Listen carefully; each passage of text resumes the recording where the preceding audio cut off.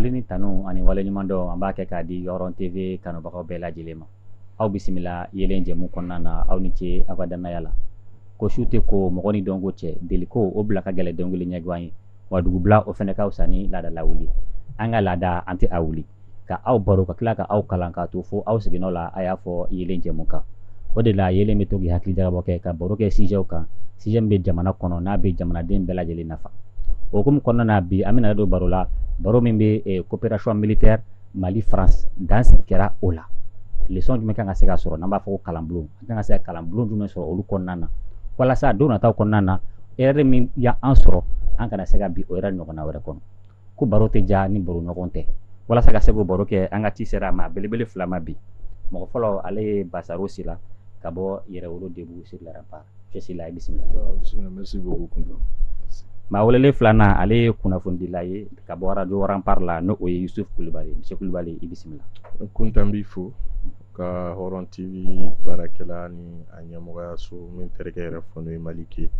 ka lamɛnbaga ni filɛ jɛkulu k'a bɛɛ lajɛlen fo. D'accord. Ayiwa foli tɛmɛnen kɔfɛ ko hakililajigi ka fisa kow la hakililajiginna an y'a ye k'a fɔ janvier 1961 Faransi ale gɛnna ka bɔ Mali kɔnɔ n'o ka sɔrɔdasi laban ye o taara ka bɔ Mali kɔnɔna na o kɛra Baba Moribo tile la o kɔni hali n'o ma kɛ an tile la sa donc tariku la o bɛ yen nɔ o kɔfɛ janvier 2012 ci bilal'u ma tuguni u nana Mali kɔnɔ yan nɔ n'o kɛra Jɔnkuda tile kɔnɔna na an tɛmɛn'o la ka bɔ yen nɔ an y'a ye tuguni août 2022 ni o ye ɲinan donc Faransi sɔrɔdasi laban o fɛnɛ bɔra Mali kɔnɔ tuguni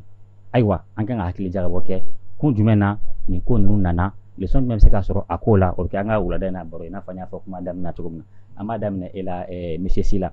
an ka daminɛ fɔlɔ tariku ma fɔlɔ ayiwa Faransi nali an ka jamana yɛrɛ kɔnɔ yan nɔ an y'a ye janvier 2012 de Faransi nana an ka jamana kɔnɔ bamananw b'a fɔ ten ko ni mɔgɔ yanni ka jigin i bin yɔrɔ la i bɛ se ka jigin i talo yɔrɔ la ayiwa kun jumɛn yɛrɛ la fɔlɔ ci bilala Faransi ma ka se an ka jamana kɔnɔ u gɛnnen kɔfɛ 61. D'accord an b'i fo kosɛbɛ Kunta ka lamɛnkulu bɛɛ lajɛlen fo ka Hɔrɔn TV maa maa bɛ ka lajɛ nin wagati la an b'a bɛɛ lajɛlen fo i ka ɲininkali in k'a fɔ kun min na Mali ye wele bila Faransi ma u gɛnnen kɔfɛ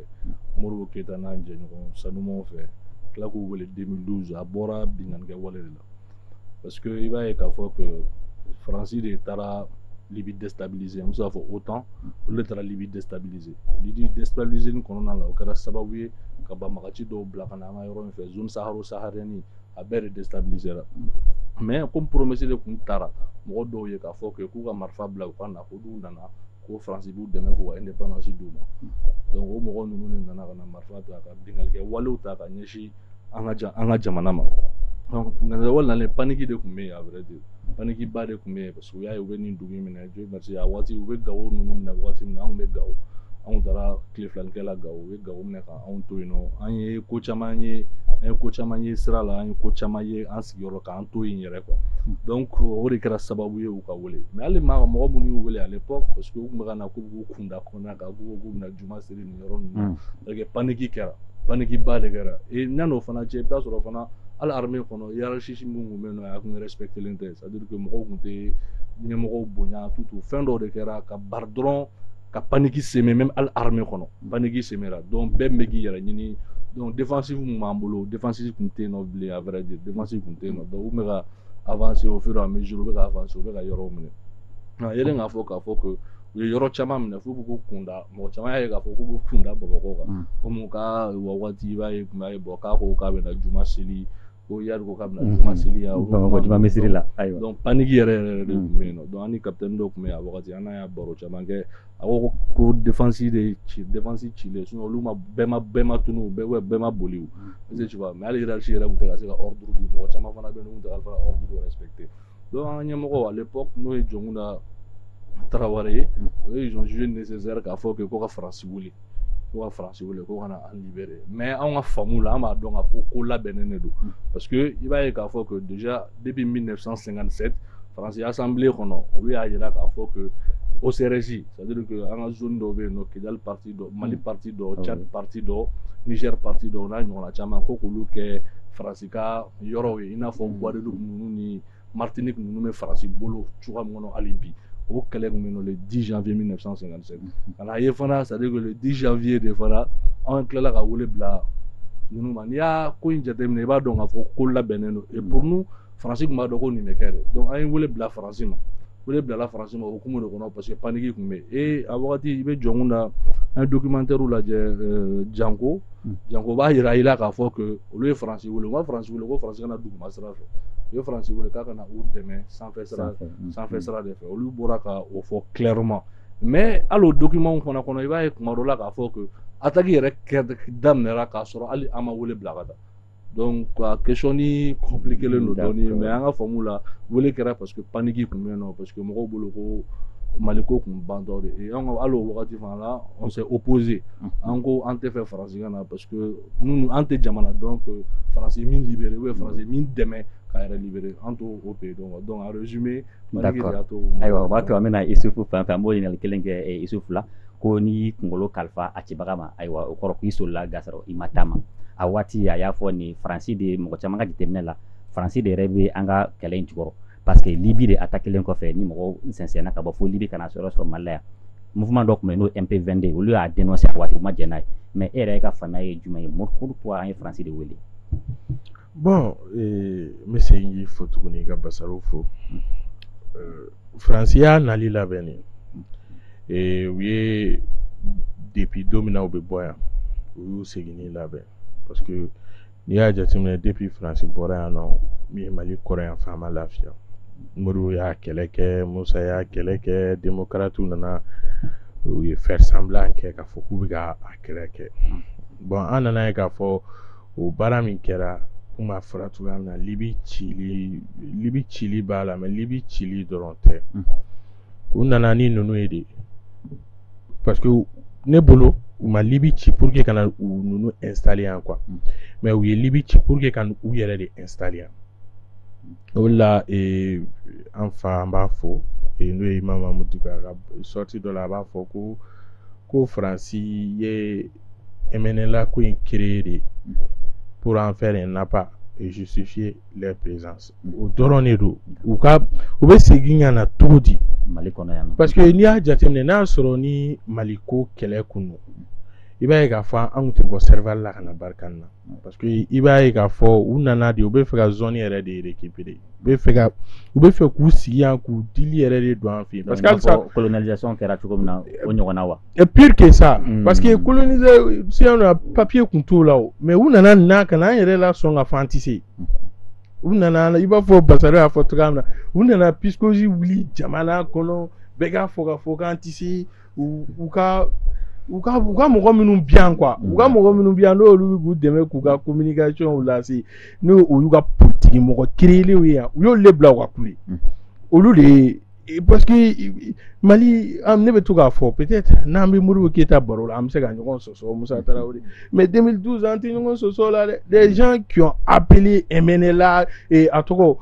CEDEAO ka na embargo kɛ Mali kan olu mɔgɔ kelenw de ko k'an tɛ se parce que fanga dira olu de ma o de ye tiɲɛ ye dɛ fanga dira olu de ma coup d'état kɛlen kɔfɛ fanga dira politique mɔgɔw de ma olu de ye ko an tɛ se ko fo ka Faransi wele ka na Faransi bɛ na don min na a y'a sɔrɔ u ma wele o intervention kɛlen kɔfɛ maliyɛnw y'a mɛn ŋunu de la k'a fɔ ko Faransi intervention kɛ ko na o su de intervention bannen kɔfɛ dugu jɛra fo su fɛ jɔnw de ye discours à la nation kɛ k'a fɔ k'a ye lettre ci Faransi ma o b'a yira mɔgɔ m'u ci mɔgɔ ma politique mɔgɔ ninnu ci a wagati a assemblée n'a présidence n'a fɛn bɛɛ mɔgɔ m'u ci mɔgɔ m'u bila ka Faransi wele ka na an ka jamana kɔnɔ mais n'i ko politique mɔgɔ an y'a ye politique mɔgɔ dɔw fɛnɛ tun bɛ n'o MP22 mɔgɔ olu ma jɛn ni a ye o ni n ko politique mɔgɔ je parle du pouvoir politique parce que o minnu tun bɛ yen ko transition o yɛrɛ o ma ko transition constitutionnelle politique a kuma sugu bɛɛ bɛ bɔ olu de da olu de tun bɛ yen nɔ u ye dɔ labɔ assemblée kɔnɔ ka na o bila ko o ye président ye a wagati n'o kɛra jɔnw da ye olu yɛrɛ ɲɔgɔn de ye o parce que o ye politique mɔgɔ de ye hali sini u ma se k'a fɔ an ɲɛna c'est vraiment dommage que bi ATT ka fatu ka sɔrɔ a ma ɲɛfɔ an ɲɛna sɔrɔdasi minnu kan tigɛra a gɛlɛya k'a kɛra cogo di mun y'u faga réellement Mali janfana a bɔra yɔrɔ jumɛn ATT kan o yɔrɔ dɔn o kɔfɛ jɔnw nana histoire la bi jonga kanga ka fanyana ale ma sa fola bi mais akanga wele ga nyininga mais malila defu ba do di bana ni mogo be fanga la n'a bɔra fanga la dɔrɔn an b'a kɛ ala ye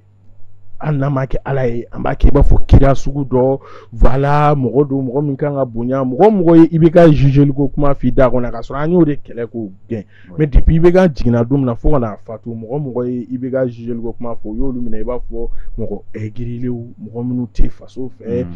kuma bɛɛ an bɛ président kɔrɔ kɛ i b'a fɔ a bɔra yen ka ban donc an ka taa ko wɛrɛ la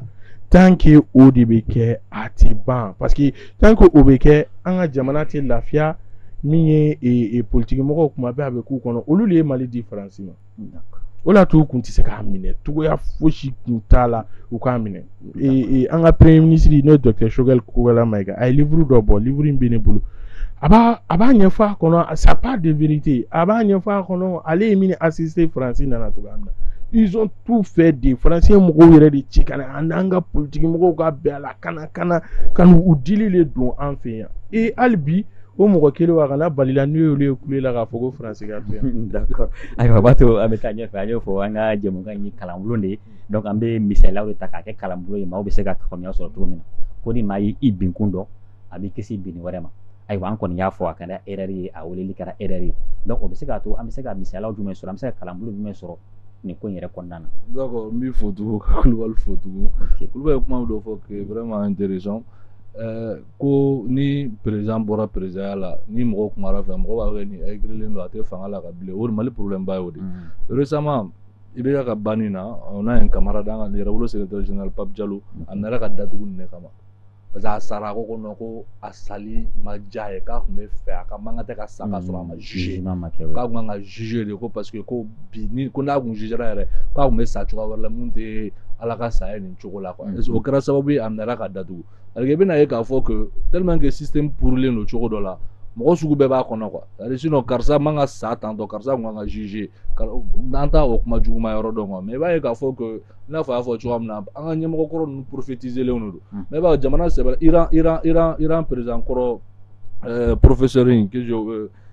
a tɔgɔ bɔra n kɔnɔ ale filɛ a bɛ ka commencer a bɛ ka continuer ka cours di mais mɔgɔw bɛ taa fɛ yen peuple bɛ taa fɛ ka taa ɲininka i ye nin décision ta nin san munna i ye nin décision ta munna a kɛra tan munna a kɛra tan ils s'expliquent entre eux mais hali sini a bɛ ka cours di mais yan nɔ président bɛ bɔ président la u tɛ baara kɛ mɔgɔ tɛ se ka fɛn f'u ma hali i t'u ye yɛrɛ ka taa k'i bɛ t'u ɲininka i ye décision politique dɔw ta nin san bi a répercussion bɛ ka k'an kan mun de la i y'a ta a wagati o problème ni o bɛ yen nɔ quoi donc pour revenir à ta question moi je pense qu'aujourd'hui a ma se ka taa école la a ma se ka taa Sorbonne ou je sais pas Harvard pour que k'a dɔn k'a fɔ que an bɛ wagati min na ko bi an ye bɛɛ kɛra géopoliticien cogo suguya dɔ la parce que ka se 2012 ma bi i n'a fɔ Kulu b'a fɔ cogoya min na o kɔni kɛra an ɲɛna i b'a ye k'a fɔ yɛlɛma cogoya baden ni fɛn caman baden minnu kɛra Faransi ka filanikafoya ni ko minnu kɛra histoire la fana ni histoire kalan dɔɔni i b'a ye k'a fɔ que Faransi jogo yɛrɛ ye fɛn min ye i b'a ye et aujourd'hui anw bolo pour que Faransi kana sa anw ma tugun i b'a falloir que an ka armée sɔrɔ armée min formelen vous savez que les politiciens corrompus ni fait mon gouvernement en a bébé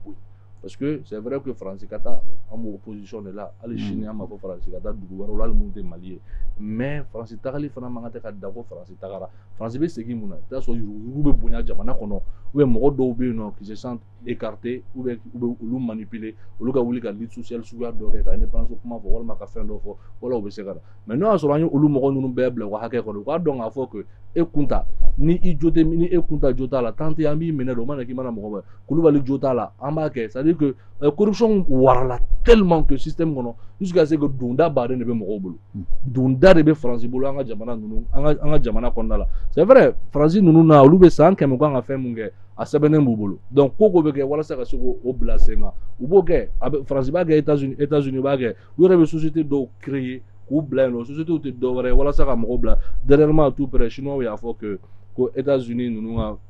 fɛn dɔ bɛ société ONG dɔ bɛ yen ko ONG in de bɛ ka Jinping pousser ko pour que wato ko indépendance ko kuma ko b'u dɛmɛ kosɛbɛ kosɛbɛ ko indépendance kuma la ka yirila k'a fɔ nin ko ninnu à chaque fois u bɛ tɛmɛ mɔgɔ dɔw de fɛ mais n'an ye c'est à dire que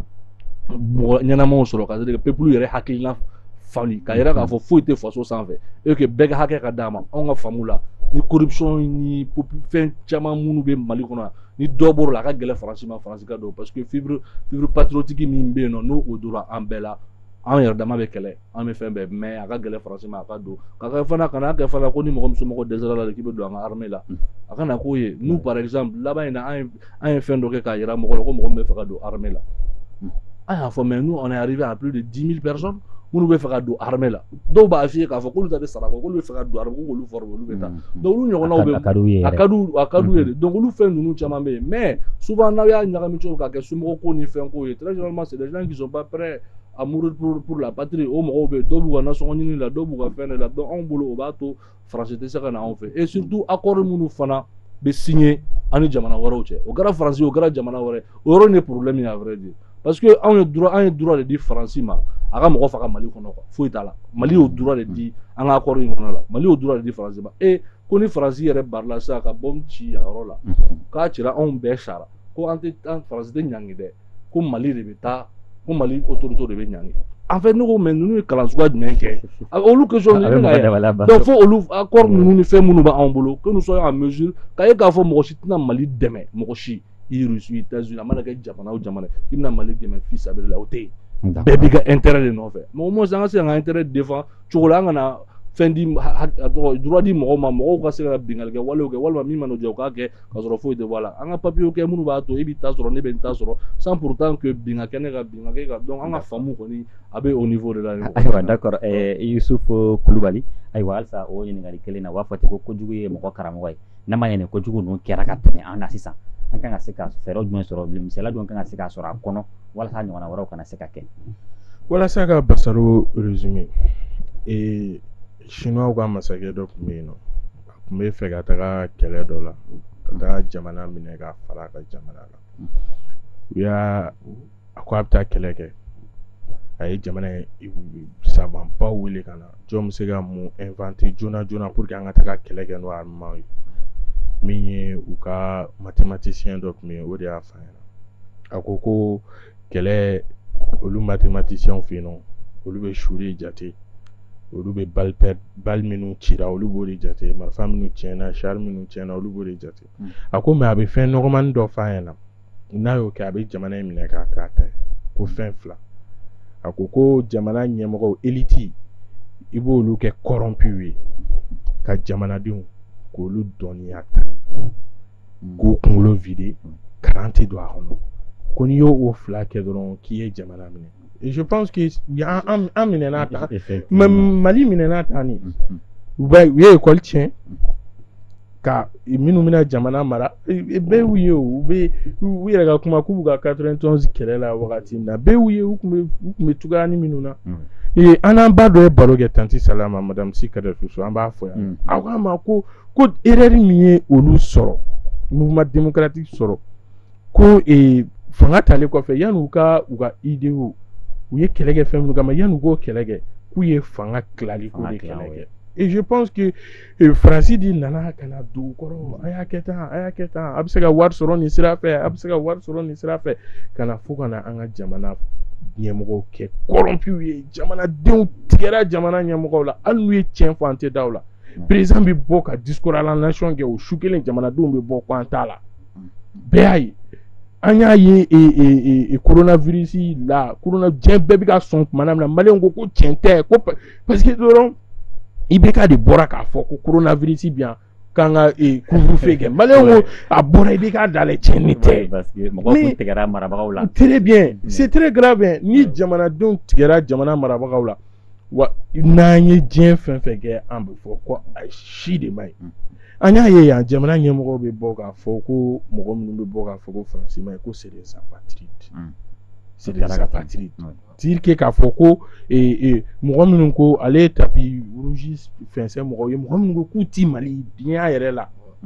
olu tɛ apatrides ye dɛ ko mɔgɔ minnu ko k'u ti jamana wɛrɛ fɛ olu de ye apatrides ye donc jamana min ɲɛmɔgɔw hakilina bɛ tantɔ o jamana bɛ taa min i b'a dɔn hali ni Faransi taara la France va retourner à la Djeban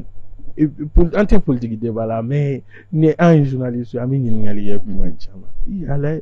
jɛkulu dɔ b'an fɛ ko cadre d'échange. Moi j'aime quand mɔgɔw tɔgɔ fɔ en tant que tɛ mɔgɔ ni foyi tɛ yen cadre d'échange mɔgɔw ka communiqué laban min bɛ yen nɔ u ko jamana ɲɛmɔgɔw y'u ko dɔn Mali partenaire stratégique bɛɛ la jamana ɲɛmɔgɔw y'u ko dɔn partenaire kelen na o ye France de an bɛ CEDEAO la hali sini ani an ka kɛrɛfɛ jamana bɛɛ bɛ ɲɔgɔn bolo ani diɲɛ bɛ ɲɔgɔn bolo an bɛ o ni na an ka premier ministre taara salon ka taga intervention kɛ wa ɲinan fana on espère que premier ministre par intérim ou bien le ministre des affaires étrangères u bɛna taa Mali ka kuma lase MINUSMA la o dun an ka ministre de sécurité tun bɛ yen nɔ a tun bɛ ka kuma Mali tɔgɔ la o tuma an y'an ko dɔn joona. Les politiques parlent de la France. Finalement, France ani France kɛlɛli commencé ka dugu wɛrɛw i n'a fɔ Allemagne i n'a fɔ autant jamana caman bɛ commencé k'olu lasusu en compte. Ni mais mun de la olu tun tɛ yan o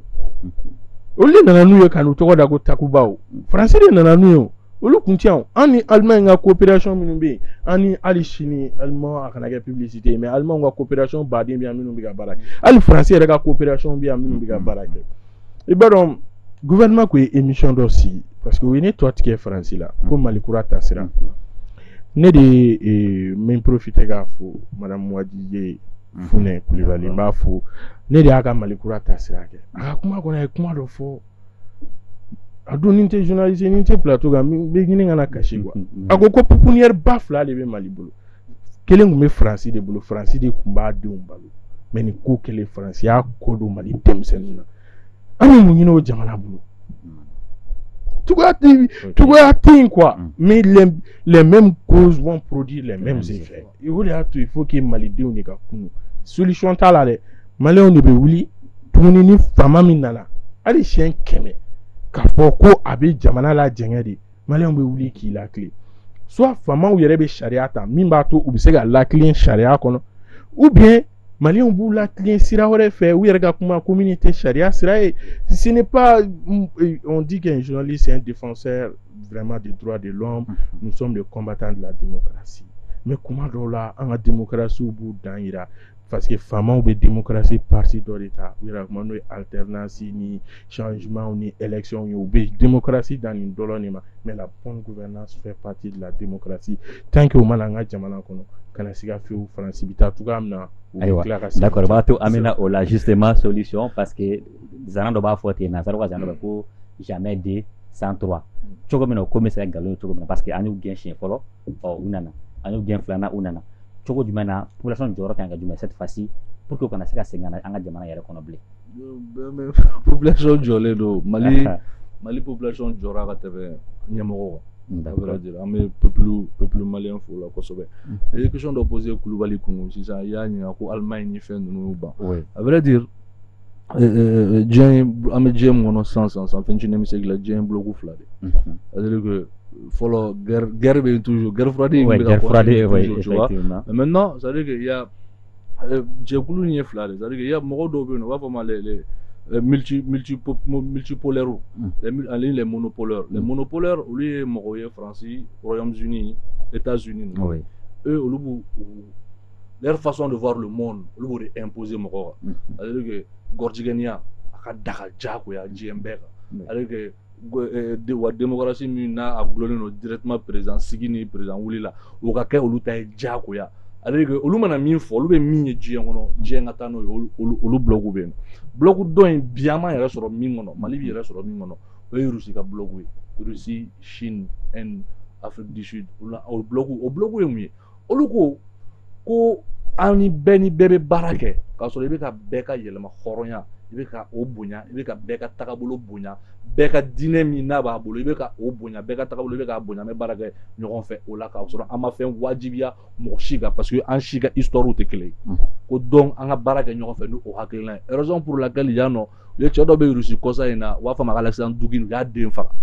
parce que tellement que ale bɛ ka nin idée in philosophe don ale bɛ ka nin idée in waleya kosɛbɛ u taara fɛn dɔ a ka mobili la k'a denmuso in faga parce que cɛkɔrɔba in a bɛ ka commencer ka sɛgɛn u b'a fɔ a ma ko le cerveau du Kremlin Alexandre Dugin ale ni fɛn fɛn bɛ ka kɛ sisan Poutine bɛ acte fɛn fɛn poser ale y'a bɛɛ sɛbɛn k'a bila k'a di Poutine ma pour te dire que a y'an diya a man diya alliés de don u tɛna an to yen nɔ u tɛna an to yen nɔ i n'a fɔ an y'a fɔ cogo min na Faransi nabaliya an fila bɛɛ apparemment an ye corruption ko kuma ni fɛn kɔ parce que o b'a fɛ mais peuple malien ye jɔli mun kɛ kuma in tɛ dɔ wɛrɛ à chaque fois n'ali coup d'état nous à mes niveau n'ali coup d'état avec chien kɛmɛ fila c'est dire chien kɛmɛ fila walasa jamana in ka clé anw b'a nɔfɛ parce que coup d'état concept de démocratie nous t'a importé là de quoi mais bien avant leurs arrivées mɔgɔw t'a dɔn k'a fɔ an kun bɛ société kɔnɔ société mun ye démocratie société de ye o kun ma anw fɛ yan nɔ parce que mais kana fɔ de mɔgɔw ka miiriya olu ka démocratie ye min ye fo an k'an ta ko ye diyagoya e bolo ko a tɔgɔ Modibo Keyita ka san 100 kɛ président la walima ko a tɔgɔ Musa Tarawele ka san joli san 5 kɛ président e bolo ne bɛ jumɛn ta ne bɛ Modibo Keyita ka san 100 ta. Ouais, mais parce que u nana idée dɔ don an kunkolo la fɔlɔ wuraw ni fɛnw kun b'anw fɛ yan u y'olu bɛɛ bɔ an mais halisa wuraw b'olu fɛ yen. Exactement pour te dire que c'est à dire que an de fɛnɛ ma sɔn. u y'a dɔn kalan tiɲɛna bingannikɛ walew kɛra mɔgɔw ye tagabolo farafinya tagabolo dɔw kun bɛ yen nɔ an ye an ka culture an y'a kɛ kɔfɛ ko ye kojugu n'a fɔra bi Mali la i b'a fɔ bi ko Asimi k'i présenté sisan maliyɛn bɛɛ b'a fɔ ko awɔ parce que maliyɛn y'u yɛrɛ ye Asimi ka tagabolo la. Thomas Sankara a fagara mais est-ce que maliyɛn bɛɛ bɛna fɔ parce que dɔw commencé à kana présenté non maliyɛn ne y'o de f'i ye parce que walo démocratie tɛ yan o de kama multi n bɛ ka n ka fɛn mun f'i ye tantɔ olu ko de peuple de ta ye fanga ye quoi kana démocratie tɛ ko ni peuple de b'a fɔ bi n bɛ Kulubali fɛ peuple b'a fɔ bi n bɛ Kulubali fɛ sini sɔgɔma a bɛ wuli a b'a fɔ ko n tɛ Kulubali fɛ wa olu de peuple de ta ye tiɲɛ fana ye quoi donc mɔgɔ minnu b'a fɔ k'u tɛ Asimi fɛ olu o mɔgɔ u bɛ yen an b'u respecter u ka hakilina kan mais cɛ i b'a dɔn k'a fɔ jama fanba bi u bɛ Asimi de nɔfɛ u yɛrɛ retrouver Asimi la Asimi ma dɔ wɛrɛ kɛ ka sɔrɔ u ma foyi kɛ de diabolique o ye k'a fɔ peuple bɛ hakilina dɔ de kan o hakilina u tugura Asimi ninnu tugura hakilina de kɔ o de y'u sauver mais a kɛra sababu ye diɲɛ bɛɛ de faral'o kan bi aujourd'hui nous pensons que an bɛ ka taa tagabolo min na bi il va falloir que an bɛ se ka fara ɲɔgɔn kan cogoya min na maliyɛn bɛɛ parce que Ala yɛrɛ dɔw ma sɔn Ala ye olu mago bɛ Mali yɛrɛ kɔnɔ bi dɔw ma sɔn Ala ye donc bɛɛ tɛ se ka sɔn Asimi ye mais aujourd'hui nous pensons que n'an fara ɲɔgɔn kan ɲɔgɔn minɛ ka wo datugu ka sira ninnu bɛɛ datugu a ka ca Ala fɛ an bɛ taa ɲɛ a fɛɛrɛ fɔlɔ ye mun ye qu'on le veuille ou pas an b'a rallier dɔ la parce que la dernière fois ɲɛ b'a la ko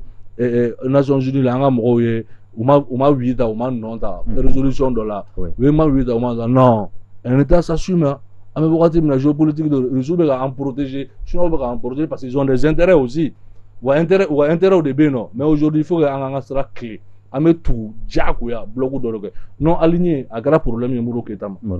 a kɛra problème ye Modibo Keyita ma a kɛra mais qu'on le veuille ou pas parce que an bɛ mun fɔ que ça soit la Russie o a mana kɛ mɔgɔ o mɔgɔ ye c'est-à-dire que personne ne viendra libérer l'Afrique à notre place an ka position claire de et an ni Russie ka tɛgɛ ɲigi dɔgɔya ou bien ko Russie ka militaire ka na anw fɛ waati anw kɛlen don k'a da waati ko de la o y'an ka faamu ye waati ko parce que bingani min kɛli kan i n'a fɔ ni sura ji la i sulen kɔni tɛgɛ fɛn fɛn ma n'i minɛ i b'o tɛgɛ minɛ walasa i ka bɔ fɔlɔ quoi mais o kan ka kɛ sababu ye k'a fɔ kɔni bere dɔ kɔni kan ka k'an bolo n'o fana bɛ fɛ ka dɔ in ta ɲɔgɔn kan na an b'a gosi parce que a bɛ diɲɛ intérêt ko diɲɛ de. ok an bɛna lase ma kumakan laban na i b'a fɔ Isufu an b'o ɲininkali kelen kɛ i la ayiwa ko maa lasɔminen ye Suba ye sisan population parce que an y'a ye fɔlɔ kɛra u nana tuguni filanan kɛra u nana tuguni cette fois-ci population kɔni commencera ka hakili kunu mais ɲɛmɔgɔ kɔni a bɛ se ka kɛ ɲɛmɔgɔ jɛngɛnniw nana an bɛ segin nin cogoya kelen na population jɔyɔrɔ kan ka kɛ jumɛn ye nin ko nin bɛɛ la. population lakunubagaw de bɛ yen i b'a dɔn wagati sera fɔlɔ parce que ne bɛ n yɛrɛ accuser ne ye jɔn ne bɛ n kunnafonidilaw accuser il faut que an ka bɔ u ka journalisme hali u ye nin de kan na dɛ hali kunnafonidilaw u y'a suguya min importer ka na anw fɛ yan nɔ a man ɲi u ye min fɔ an ɲɛna ko journaliste y'o ye tiɲɛ tɛ parce que a to y'o fɛ yen révolution ba foyi ma kɛ tɔw fɛ yen k'a ma daminɛ kunnafonidilaw ka bolo kan olu de bɛ kunnafoni jɛnsɛn olu de b'a fɔ nin man ɲi nin ka ɲi olu de bɛ kɛ peuple hakili yɛrɛ mais u nana presque fait l'opinion bon u nana ni min ye anw fɛ yan o ye mun ye ko les faits sont sacrés journaliste b'a fɔ dɔrɔn ko kunu ko président taara yan fɛ a bɛ dan ye a taara yan a ka ɲi a man ɲi ko journaliste ka kuma t'o ye o tɛ tiɲɛ ye fo o de ka se ka fɔ mɔgɔw ye ko o de tɛ tiɲɛ ko ni journaliste y'a danna tubabu yɛrɛ ka savant dɔ ko ten ko ni journaliste danna walew dɔrɔn fɔli ma k'o kɔrɔ ko nafa foyi tɛ journaliste la ko sabula ka d'a kan ko ni médecin ka baara kun danna bana fɔli ma ka sɔrɔ a tɛ fura sɔrɔ a la ko nafa foyi kun tɛ k'a ka docteur la c'est la même chose aujourd'hui an minnu kan ka jamanadenw hakili la kunu fo an ka sɔn o ma filanan ye min ye ne ma da la k'a fɔ ko maliyɛnw minnu sigi bilen Basaro ye kuma dɔ fɔ o ye tiɲɛ ni depuis M5 ne réaction dɔ ye a don ne ko n maliyɛn kura filɛ quoi don la an taara semansi la don min na wagati min na a kun bɛ ka fɔ gouvernement d'union nationale premier ministre plein pouvoir gouvernement de l'âge ouverture M5 comité stratégique donna kɔnɔna la k'u bɛ taa réunion kɛ i b'a dɔn ko 23 heures ye mɔgɔw jɔlen sɔrɔ da la o b'a la ko non aw tɛ bɔ quoi an bɛ fɛ ka min mɛn n'an ma n'o faamu oui oui u kana dabiri mɔgɔ da la très bien a tun bɛ fɔ tan de an tun bɛ ɲɔgɔn sɔrɔ a tun bɛ fɔ tan de a t'a dabiri an da la an bɛ fɛ aw ka décision min ta sisan o don de u bɔra ka na fɔ k'u bɔra gouvernement d'union nationale ko kɔnɔ k'u bɔra fɛn bɛɛ kɔnɔ ko sisan kɔni ko il faut i bɛ k'a ka taga o don ne ko n ko maliyɛn kuraw filɛ c'est la même chose n bɛ yɛrɛwolo fo o lutte fan fɔlɔ ba la quoi parce que an y'a ye k'a fɔ transition fanfɛla la bɛɛ ko yɛrɛwolo ni sɔrɔdasiw bɛ ɲɔgɔn bolo an ye yɛrɛwolo ka sortie dɔ ye min na u b'a fɔ ko sɔrɔdasi ninnu alaw tɛ donc u tɛna na an to fɛn bolo diyagoya fɛn min na an t'a suguya dɔn donc an b'u kɛlɛ f'u ka segin ka na raison ma an y'a ye hali CNT président yɛrɛ communiqué dɔ kɛ ko CNT membre dɔw bɛ fɛn dɔ la a wagati an bɛɛ b'a dɔn k'a fɔ a kun kan bɛ olu le ma mais u ye lutte kɛ diyagoya aw bɛna an ka sira in de kan parce que nin sira in de ka ɲi et je pense que aujourd'hui jamana ɲɛmɔgɔw bɛ ka min kɛ comme le premier ministre a l'habitude de le dire u ka fɛn min b'u bolo sumanikɛminɛn kelen b'u bolo peuple le ni peuple ko ayi taa u bɛ t'u tɔ la koyi wa hali sini parce que mɔgɔw ko hakili la k'ale peuple tɛna se nin kɔrɔ u y'an lasunɔgɔ hali an kunnafonidila dɔw bɛ yen min y'a essayer ka jamanadenw sunɔgɔ lasunɔgɔ ka fɔ an tɛ se embargo kɔrɔ aw kana an ladon aw kana an kɛ tan kuma bɛɛ an bɛ information diaboliser k'a kɛ i b'a fɔ jamana ɲɛmɔgɔw tɛ se a kɔrɔ jamana et alhamdoulilah ça fait 14 mois ou 15 mois maintenant que u bɛ k'a teni et au contraire mɔgɔ bana Mali la a bɛɛ bɛ ka segin ka na bɛɛ ma segin et Sonko ka kuma dɔw mana fɔyɔ du Mali la donc ça veut dire que bi solution foyi t'a la fo jamanadenw ka jɔ i bɛ taa Faransi wa télévision dɔ bɛ yen ko BFM TV Faransi denmisɛnnin i b'o layɛ diyagoya su o su yanni ka t'i da parce que o bɛ mun fɔ Faransi de ka ɲi Faransi de bɛ tan Faransi de bɛ tan a bɛ Faransi éloge de kɛ ce qui fait que depuis denmisɛnnin bɛ wuli ni Faransi kanu ye donc Faransi politique a b'a dɔn a bɛ wuli n'o ye Faransi ɲuman de kuma la fɔli ma nɔgɔ mais a ɲuman de tɛ yen parce que i mana na fanga la cogo cogo politique min bɛ yen nɔ i b'o de lawaleya i ka programme b'i bolo o ye intérieur mais Faransi ka politique étrangère kɔni président bɛ falen a tɛ falen parce que i y'a ye wagati dɔ la an bɛɛ tun bɛ kule yan ko Mélenchon u ka ambassadeur gɛnɛ yan nɔ Mélenchon ma wuli k'a fɔ k'a ma jɛn u bɛɛ farala ɲɔgɔn kan a kɛlɛ kɛ donc foyi tɛ yen bi élite an b'u diyagoya u bɛ ɲa u bɛ kalan ɲɛnama di denmisɛnninw ma o denmisɛnnin kura minnu bɛ wuli a min ye minnu bɛ jamana kanuko la i b'a fɔ a bɛ fɔ tɔgɔ ko nationalisme hali ne t'a filɛ o ye ne b'a kɛ patriotisme kɛlɛ min bɛ yen bi o de bɛ continuer a bɛ minnu na surtout minnu b'a sira kan à chaque fois que j'ai l'occasion donc ni Pape Diallo tun bɛ plateau dɔ kan ni yɛrɛwolo mɔgɔ bɛ plateau kan n b'a fɔ ni mɔgɔw k'aw ma vidéo man a ye sɔn ni mɔgɔw k'aw ma n'u ye tɔgɔ o tɔgɔ fɔ quoi parce que tɔgɔ ninnu bɔbɔli ɲɔgɔn na kun foyi t'a la walasa dɔrɔn ka lutte fara ni e yɛrɛ filɛ ko ne journaliste de ye a man ne a ka fɔ ne ma vidéo man donc ne bɛ sigi ne bɛ to wo ni kɔnɔ n bɛ n ka journal kɛ n b'a fɔ reportage tan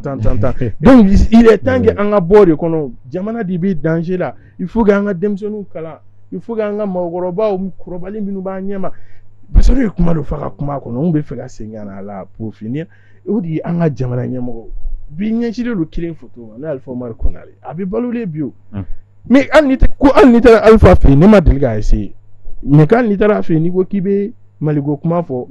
politique ko kuma fɔ k'a b'a fɔ non k'a da t'o la i da t'a la depuis a bɔra fanga la e ni Mali kɛlɛkɛminɛnw fɔra ɲɔgɔn kan ka taa jeni bi kɛ e da t'a la a kan ka n'a welela bɔgɔ jeni kan o don a da bɛ k'a la parce que an y'o fɔ indépendance de pouvoir bɛ yen mais pourquoi kiri mɔgɔw fana tɛ se k'a la wele k'a ɲininka Mali fana parce que kiri yɛrɛ fana politique bɛ kiri in kɔnɔ ni fɛn fɛn ma diya politique mɔgɔw ye o kɛ man di o bi bi in na an y'a ye kiri de mana d'arrêt international da an ka maa dɔw kan mais bi n ko politique de bɛ ka essayer a ka se ka lawaleya min ye cogoya min na donc kiri tɛ se ka taga politique to président kɔrɔw hakɛ dɔw an ye bonya dɔw ni fɛn privilège dɔw d'u ma minnu ni o kan ka lasegin ni mun ye k'u ka pas de vérité fɔ an y'a ye c'est vrai an bɛ se ka kuma sugu bɛɛ fɔ Musa Traoré ma mais a ye dɔɔni fɔ yan'a ka sa an bɛ se ka kuma sugu bɛɛ fɔ ATT ma a ye dɔɔni fɔ yan'a ka sa minnu bɛ balolen dun an y'a to i bɛ ka fatura ka sɔrɔ a ma fɔ an ɲɛna a ko kɛra cogo i b'a dɔn exemple kelen pour que k'i ka bɔ kuma la ni cɛkɔrɔba dɔ ye baro kɛ a ye kuma dɔ fɔ an ɲɛna a ko i b'a dɔn ko 91 ko Musa kelen de jugera n'o ka ko munna mɔgɔ minnu taara fusiller misilida la munna IBK ma juger o kama donc o b'a yira k'a fɔ démocratie ninnu de ma tiɲɛ fɔ an ɲɛna an dun b'olu ka démocratie de kɔnɔ n'a sɔrɔ ni 91 ni Musa de ye marifa ci o kɔrɔ ko 2020 IBK de ye marifa ci mais pourquoi a fatura bi halisa an bɛ k'an yɛrɛ ɲininka voilà ko qui a donné l'ordre de tirer franchement aujourd'hui il faut que an ka bɔ o jeu ninnu de kɔnɔna la peuple ka jamana ɲɛmɔgɔw diyagoya u k'a kɛ u ta ye o dɔrɔn de bɛ se ka kɛ solution. Ok d'accord an ka waati kɔni b'a nɔfɛ donc a b'a to question laban aw fila bɛɛ an ma daminɛ Basaro la i bɔra k'a fɔ ils ont partagé le monde donc il y a deux blocs wajibi bɛ taa bloc dɔ nɔfɛ o ye kelen fɛn dɔ wɛrɛ kuma fana bɛ yen les pays on dit que les pays n'ont pas d'amis ils n'ont que des intérêts donc ani mɔgɔ bɛ fara ɲɔgɔn kan faut que an k'an ka intérêt ɲini pour que dɔn fɔlɔ min y'an sɔrɔ an kana don ɲɔgɔn na kɔnɔ sisan an ka taabolo kan ka kɛ jumɛn ye walasa fɔlɔ min y'an sɔrɔ avec la France o ɲɔgɔn wɛrɛ kana sɔrɔ ani partenaire kuraw. D'accord n b'i fo kulu ye kuma dɔ fɔ nafaba b'a la parce que kuru bɔra ka ne kalan de sisan quoi avec de tout le temps a b'an kunna u y'a don an kunna k'a fɔ ko journaliste tɛ position ta journaliste tɛ fɛn ta de tout le temps u b'o de f'i ye quoi mais aujourd'hui kulu bɔra k'a fɔ ko tiɲɛ t'a kuma la tiɲɛ t'a kuma la je sais pas n'i bɛ k'a faamu k'a fɔ tellement que an yɛrɛ minnu t'a sɔrɔ an minnu yɛrɛ yelen don dɔɔni fɛn dɔw la an t'a tiɲɛ dɔn quoi tellement que u y'a ɲagami k'a da anw ma quoi je sais pas si tu vois en plus a ye kuma dɔ fɔ par exemple ko France ko denmisɛnninw bɛ BFM lajɛ tout le temps olu fɛ i b'a kala ko De Gaulle u bɛ De Gaulle kɛ De Gaulle alalaman de d'u bolo je sais pas si tu vois De Gaulle alalaman de d'u bolo mais Mali de la i b'a ye k'a fɔ hali artistes minnu bɛ théâtre ni fɛnw kɛ hali minnu bɛ dɔnkiliw da i b'a kala k'u bɛ Sunjata lagosi nin ye balawu kuma de u t'a dɔn quoi en fait ne b'a fɔ ko mais cogo di mɔgɔ bɛ se k'i yɛrɛ lagosi ka ba i yɛrɛ ka scène ma dɔw yɛrɛ bɛ t'u jɔ théâtre la ka ziraju kɛ tan ko non ni tan tɔ cɛ Sunjata tɛ se ka ziraju bɔ maintenant n'i bɛ ka aliénation degré faamu et pourtant dɔnniw bɛ yen nɔ ne t'a dɔn n'olu y'a ye mais dɔnniw bɛ Mali mɔgɔw bɛ Mali kɔnɔ a cɛkɔrɔba kelen-kelenninw bɛ yen u ma deli ka don mobili kɔnɔ u bɛ bɔ village la don o don mɔgɔw b'u bɔtɔ ye u bɛ na u bɛ se yan olu m'o ye olu m'a ye c'est-à-dire que mɔgɔw bɛ ka papaye kɔnɔna u b'a dun ka ban k'a sɔrɔ u ma maga la u m'a ye mɔgɔ dɔw bɛ yen nɔ u bɛ sɛ ta ka sɛ sen kari mɔgɔ min sen kari la u bɛ sɛ sen minɛ k'a tugu k'i sen minɛ k'a tugu i bɛ wuli ka taga c'est-à-dire que souvent mondialisation problème de fana ye nin ye tellement que a bɛ mɔgɔw la aliéné jusqu'à ce que an ka tagabolo la o ma ye mɔgɔ bɛ Mali kɔnɔ minnu tagamara san ni dugujɛ cɛ dɔnniw bɛ yen an tɛ se k'an ban dɔnni na mais Sunjata ka ziraju bɔli a bɛ se ka kɛ ne y'o de fɔ n k'a bɛ se ka hali kɛ fɛn dɔ kilisi dɔw bɛ yen nɔ fɛn dɔw bɛ yen nɔ i bɛ ziraju bɛ bin quelque chose du genre a bɛ se ka kɛ mɔgɔw ye dɔ fara a kan mais jamais ne tɛ n ka histoire la gosi u bɛ ninnu ka Gaulois lajɛ u bɛ kuma min fɔ Gaulois ma u bɛ kuma minnu fɔ hali dɔrɔn en fait u sera ka valeur don u ka mɔgɔkɔrɔw la quoi et bi an b'u ka mɔgɔkɔrɔw de kalan an b'u ka fɛnw de kalan ekɔli la parce que anw ɲinɛna an t'a kɔnɔ mais u b'a dɔn k'a fɔ que civilisation diɲɛ kɔnɔ kuma o philosophie o mathématique finman de nin bɛɛ dilan mais souvent ils oublient ka nin fɔ mɔgɔw ye a y'a sɔrɔ Jésus san ba yirika avant que Jésus ka na ninnu ɲɔgɔnna ninnu bɛ yen nɔ quoi pour revenir à ta question i ko walasa ɲɔgɔn wɛrɛ kana kɛ walima ni mɔgɔ minnu kan ka baara kɛ c'est ça aujourd'hui an y'o de fɔ diɲɛ de bloc fila de don Mali ye bloc kelen essayer o bloc ye jumɛn ye o ye capitalisme ye c'est-à-dire an ye capitalisme an y'a utiliser an y'a ye k'a fɔ a y'a dan yira an na on a vu que c'est des gens minnu b'u ka tagabolo imposer an kelen-kelen bɛɛ la hali an ka fini don cogo an ka dumuni kɛ cogo et tout ce qui vient de chez nous o man ɲi ko fɛn bɛɛ ka bɔ olu de fɛ c'est pourquoi George Soros aux États-Unis milliardaire ba don ale ka baara fana tɛ dɔ wɛrɛ ye walasa ka mouvement mɔgɔ minnu hakilina minnu bɛ américains na ka ɲɛsin diɲɛ ma occident na ka ɲɛsin diɲɛ ma ale b'o de financer i n'a fɔ bi sisan mɔgɔ t'a dɔn mun de la a bɛ k'a fɔ ko gɔrɔtigɛniya ko k'a don ba la kuma bɛ yen mais a wariw bɛ bɔ yen de ou bien k'a fɔ ka kafoɲɔgɔnya ko depuis an ka kilasi fitininw na ko k'a kalan olu bɛ parce que olu fɛ o tɛ foyi ye olu ka jamana kɔnɔ o tɛ foyi ye mais George Soros bilalen don diɲɛ kɔnɔ ka nin fɛn ninnu de sara walima ni président min bɛ yen n'a man ɲi n'a a man di olu ye a t'olu affaire kɛ u bɛ wari di société civile mɔgɔ dɔw ma k'u former ka wariba d'u ma walasa k'o tigilamɔgɔ déstabiliser donc an y'u ka tagabolo faamu et maintenant nous pensons que ninnu ye u dan yira an na parce que Français de comment on tord la Nations Unies, la famille français, les États-Unis, Royaume-Uni, nous fait. Et maintenant, cela aurait été, moi, mon nom de la Moromine Joya, la Farafina connaît. Il y a que la Russie n'a pas de passif colonial.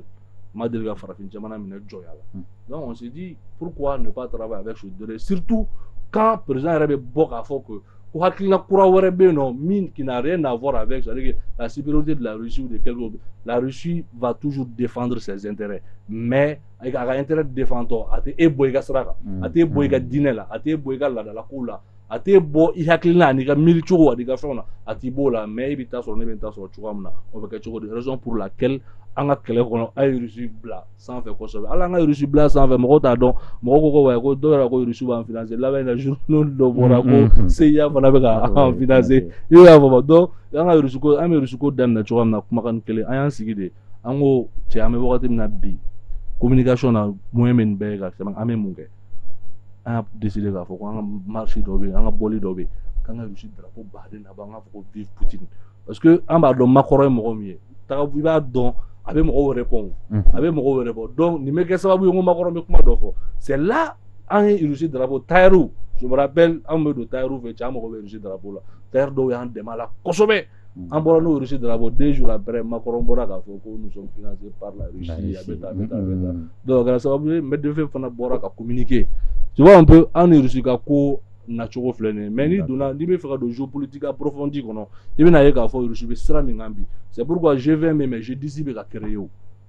je dis be ka créer parce qu'ils ont compris aujourd'hui que nous ça veut dire que le capitalisme tend vers son déclin et maintenant il faut que haklina croire kana baby yero sur mon kono on va faut remako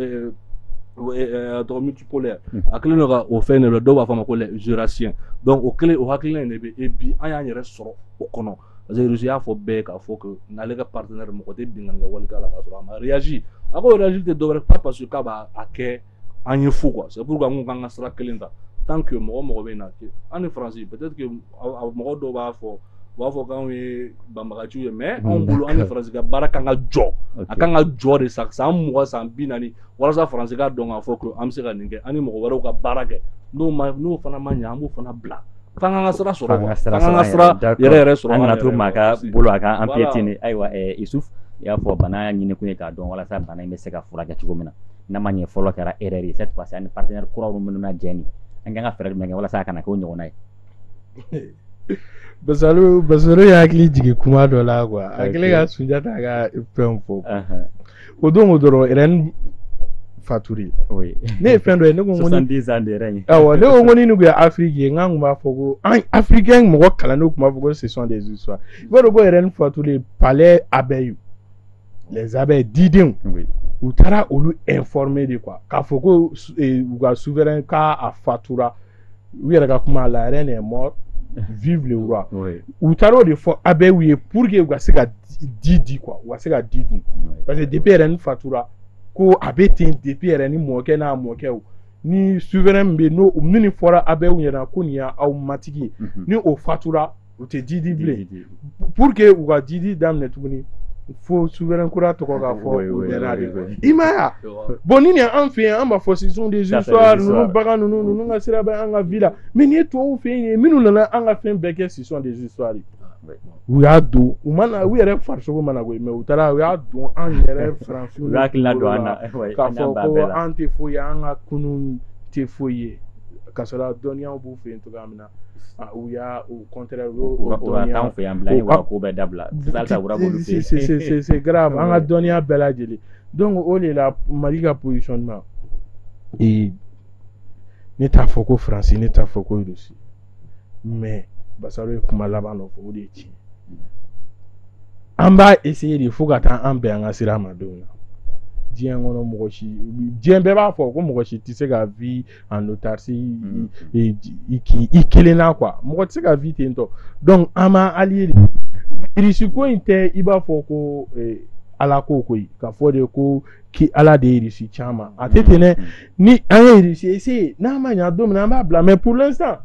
an yebe résultat là comme ko yu to da François Hollande là no ne bɛ kuma bila n'o de ye quoi. Damien Boité fɛnɛ o kɛra o tɔgɔ dara yan nɔ donc k'a fɔ ko pas du tout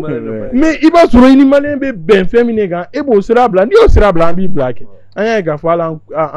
an kɔrɔ caman bɛ yen nɔ minnu ni maliyɛn k'u ta k'u yanga wagati dɔw la mais wagati dɔw sera maliyɛn m'u janfa mais n'i ye maliyɛn ka sira bila maliyɛn fana b'i bila c'est ça c'est vrai parce que maliyɛn bɔra yan nɔ 77% ka taa voter IBK ye o 77% olu de bɔra ka taa fɔ ko IBK ka fanga bila donc o kɔrɔ ko en réalité maliyɛn t'i bila mais e de bɛ maliyɛn ka taga sira bila kuma bɛɛ Faransi bɛ regret de kɔnɔ parce que n'i y'a ye Sarkozy nana o ko ko u ye ko min kɛ yan fɛ ko o ma ɲa Rwanda ko tiɲɛna k'u ye binganni wale kɛ Faransi taara Sarkozy taara Libi o la nana o ko non ko Sarkozy taara fara États-Unis ka Afghanistan ko o ma ɲa ko mais a t'a dɔn u bɛ bɔ cogoya min na o tora a kɔnɔ yen ten o la nin kɔfɛ Macron ko Sarkozy ka Libi taga ma ɲa a ka Afghanistan taga ma ɲa u ka Mali nali ko o yɛrɛ fana ko tiɲɛ yɛrɛ la a y'a fɔ don min na a ye jeunes reçoit a ko k'a ma ɲa donc olu kuma bɛɛ olu bɛ yafa deli de kɔnɔna la olu b'u ka fili de rekoni olu ka sini u bɛna sini fili min rekoni o bɛ ka kɛ bi de quoi sini u bɛna fili min rekoni o de bɛ ka kɛ bi an bɛ fɛ ka dan sigi o la wagati min na hali sa Mali den dɔw b'a la k'a fɔ k'an ka alliés stratégiques il faut que jamanadenw k'u hakili to ni mɔgɔ ninnu de la élection nata ninnu na ni élection min bɛna ale an y'a kɛlɛ kɛ en 2018 k'a fɔ ko 2018 k'a fɔ an bɛ Soumaïla fɛ o tɛ mais 2018 ka kɛ vote de sanction ye IBK ka sanctionner fanga 5